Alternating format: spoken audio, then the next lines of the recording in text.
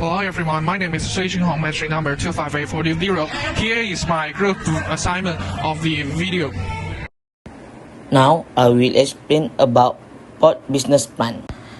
In port business plan, they have problem, solution, value proposition, unfair advantage, customer segment, key metric, and channel. For problem statement, they have indicate capability to handle multiple ultra-large container ship for formation of mega alliance and access terminal capacity.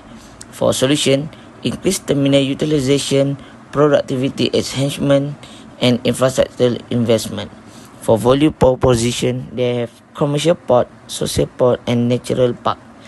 And for unfair advantage, they have east-west trade route, biggest port, container capacity in Malaysia, good road and rail condition.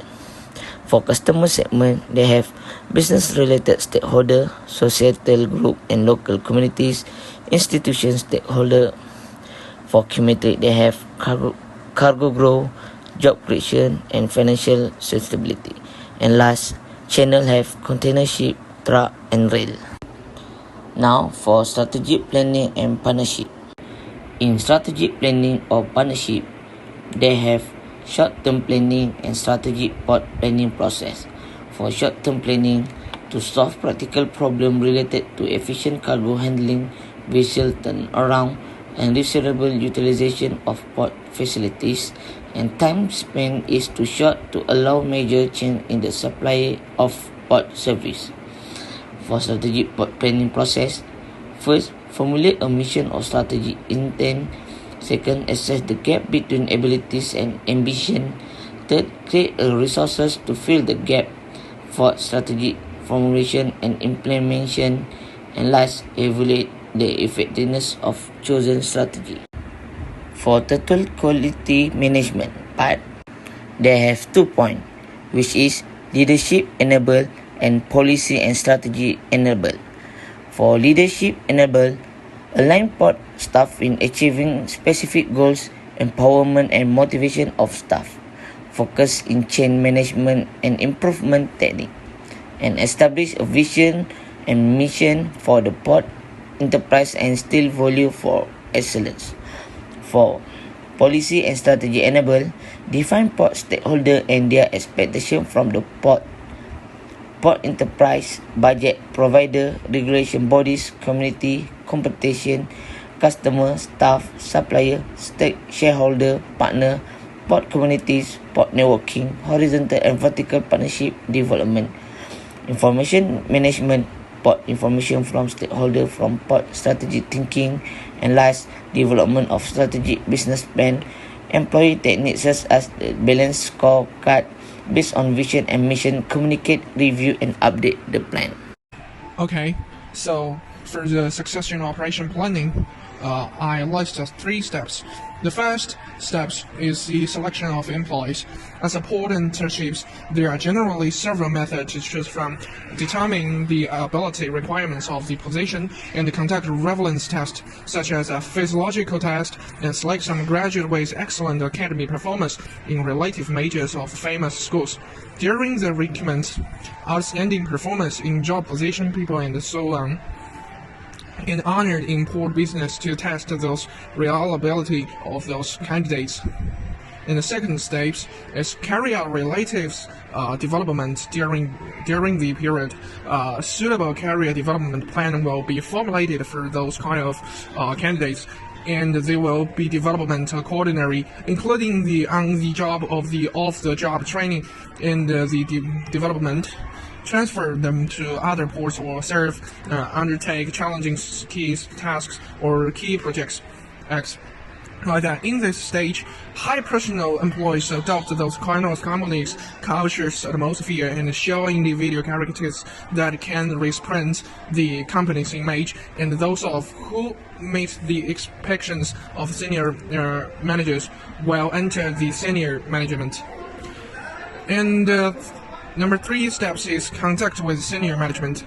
During the phase, top management plays a pivotal roles in developing those kind of candidates.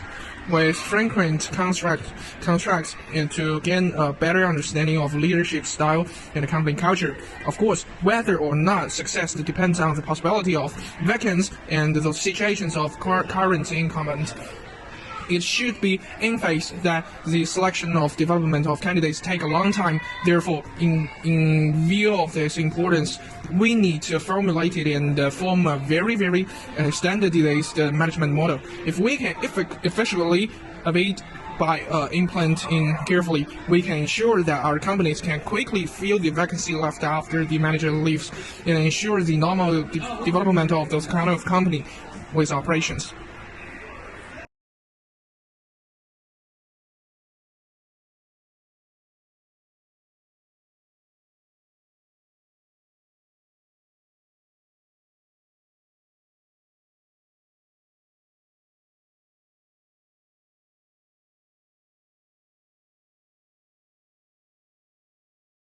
Marketing is a core function of Seaport management, positively impact the cash flow, profits, product levels, market share, and the overall image of a port and the related clusters. In order to make the port a world-class port within 2 years, we will make a market research plan about the port. We will conduct research from the following aspects.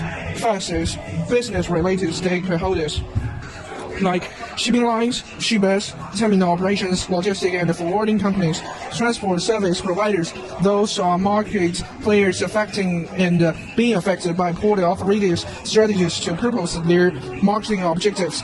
And second is social groups and the local communities seeking sustainable port growth in harmony with territory and the citizens.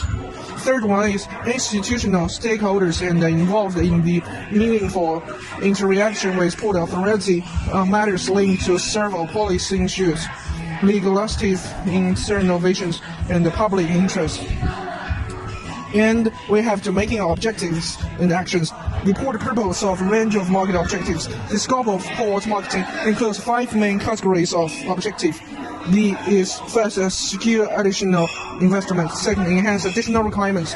Third, taking advantage of non-core business opportunities. Fourth, build, sold, and community contract.